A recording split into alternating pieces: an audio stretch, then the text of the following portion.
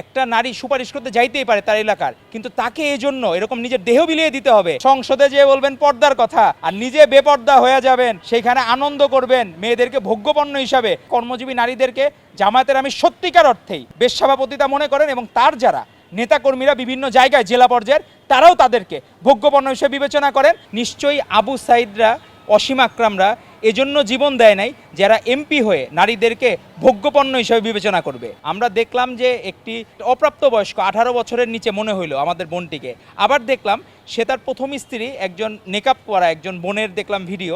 এখন বিষয়টা হয়েছে কি যে তাদের আসলে কি ইসলামে ওই যে 4 বিয়ের নিয়ম বা এগুলা, এখন আমরা ফার্স্ট ওয়ার্ল্ড কান্ট্রি বা আমরা চিন্তা করি যে মুসলিমদের এইসব ক্ষেত্রে বা ওইসব জায়গাতেও অনেকে যে চিন্তা করে যে আমি আবার সেকেন্ড বিয়ে করবো, মানুষ কি মনে করে বা মনে করে, কারণ আমরা হলো কি যারা রাজনীতি করি এরা হবে আদর্শের প্রতীক। আমাদের মাননীয় প্রধানমন্ত্রী জনাব তারেক রহমান নিজের স্ত্রীকে কিভাবে আফোল্ড করেন, নিজের স্ত্রীর ছাতা ধরে এগিয়ে দেন, নিজের স্ত্রীকে পাশে নিয়ে ড্রাইভ করে মেডিকেল কলেজে চলে যান, ঢাকা মেডিকেল কলেজে, যেখানে এই পরিমাণ মানে আফোল্ড করা। এবং বাংলাদেশের নারী সমাজ মনে করতেছে তাদের জন্য আদর্শ একজন স্বামীর উদাহরণ হতে পারেন আমাদের মাননীয় প্রধানমন্ত্রী জনাব তারেক রহমান, সেরকম স্বামী তারা প্রত্যাশা করে। কিন্তু যখন আমরা জামায়াতে ইসলামীর এই এমপি ভাইদেরকে দেখি যে তারা নারীদেরকে ভোগ্যপণ্য, এবং আমাদের মনে হয় সুপারিশের বিনিময়ে যদি নিজেদের কোনো অসৎ উদ্দেশ্য তা লালন পালন করেন, অবশ্যই তাকে বিচারের আওতায় নিতে হবে। এবং তার মতো এরকম যে একটা নারী সুপারিশ করতে যাইতেই পারে তার এলাকার, কিন্তু তাকে এজন্য এরকম নিজের দেহ বিলিয়ে দিতে হবে, এটা আসলে খুবই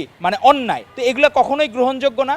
আমরা আশা করব বাংলাদেশের মানুষ জামায়াতে ইসলামীর 71 সালের জন্য আজও পর্যন্ত ক্ষমা করে নাই, এখনকার জন্য জামায়াতে ইসলামীকে আর ক্ষমা করবে না তারা। এবং আমরা আশা করব জামায়াতের আমির এখন নিজে ইসলামের অনুশাসন চান কিনা এবং দেখব তার ব্যাপারে কি সিদ্ধান্ত নেন। আমরা অপেক্ষা করছি, কারণ তারা নিজেরা, আপনি হচ্ছে যে মুখে মধু অন্তরে বিষ, এই দিয়ে রাজনীতি হবে না।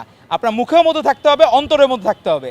এখন আপনি মুখে বলবেন নীতি কথা, যে সংসদে যে বলবেন পর্দার কথা আর নিজে বেপর্দা হয়ে যাবেন, সেইখানে আনন্দ করবেন, মেয়েদেরকে ভোগ্যপণ্য হিসাবে অপ্রাপ্তবয়স্ক নারীদেরকে বাংলাদেশের মানুষ আপনাদেরকে ক্ষমা করবে না। একজন ধর্ষকের মামলার আসামির জন্য জামাতের আমির মাঝে একজন নিজে গুম হওয়ার নাটক করেছিল, তারও মুক্তি দাবি করেছিল জামাতের আমির, এবং তার এক্স অ্যাকাউন্ট হ্যাক করার কথা বলেছিল, কিন্তু এখন পর্যন্ত তার মোবাইলটা দেয় নাই। যে এক্স অ্যাকাউন্ট হ্যাক করার, সে তার মোবাইলটা ফরেন্সিকের জন্য আজ পর্যন্ত দেয় নাই।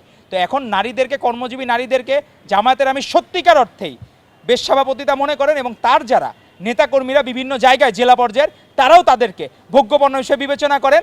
আমরা আশা করব কঠোর থেকে কঠোরতর শাস্তির বিধান করা হোক, যাতে কেউ যাতে অনৈতিক নিজের প্রভাব খাটিয়ে সে এমপি হয়েছে, তার জন্য তো সে তার এলাকার যারা নারী ভোটার কেউ সুপারিশের জন্য আসতেই পারে, তাকে কেন ভোগ্যপণ্য হিসেবে বিবেচনা করবে। তো নিজেই বলছে যে এটা এআই জেনারেটেড না, সে তার নিজের এখন স্ত্রী বলে দাবি করতেছে। এখন ধরা না খাইলে ফেরেস্তা আর ধরা খাইলে স্ত্রী হয়ে যায়, কি এক অদ্ভুত বিষয়। সেখানে যখন ধরা খায় নাই, পার্লামেন্টে যে পর্দা নিয়ে কত নীতি কথা বলতেছে, যে নারীদের পর্দা নিয়ে, যে নারীদের নেকাব পরা নিয়ে কত কিছু, তার কাছে মনে হয়েছে একজন ফেরেস্তা নামে পড়ছে সংসদে। এখন সেই ফেরেস্তা দেখলাম এখন শয়তানের ভূমিকায়। আমাদের মাননীয় প্রধানমন্ত্রী জনাব তারেক রহমানে দেখেন, সে নারী জাতিকে কি সম্মান দেয় এবং নারীদের যারা অনার্স পর্যন্ত ফ্রি হয় সেটার জন্য চেষ্টা করতেছে। আর আপনারা সুপারিশের নামে নারীদেরকে ভোগ্যপণ্য হিসেবে বিবেচনা করেন। আপনাদেরকে বাংলাদেশের সাধারণ জনগণের পক্ষ থেকে জামায়াতে ইসলামীর এহেন অপকর্মের তীব্র নিন্দা এবং ধিক্কার জানাই।